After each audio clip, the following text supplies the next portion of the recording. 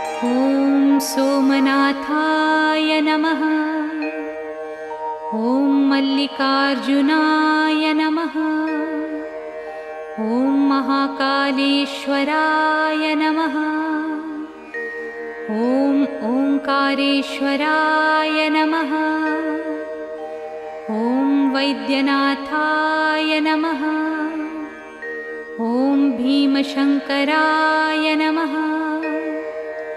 ॐ रामेश्वराय नमः। ॐ नागेश्वराय नमः। ॐ विश्वेश्वराय नमः। ॐ त्र्यम्बकेश्वराय नमः। ॐ केदारेश्वराय नमः। ॐ भुस्मेश्वराय नमः।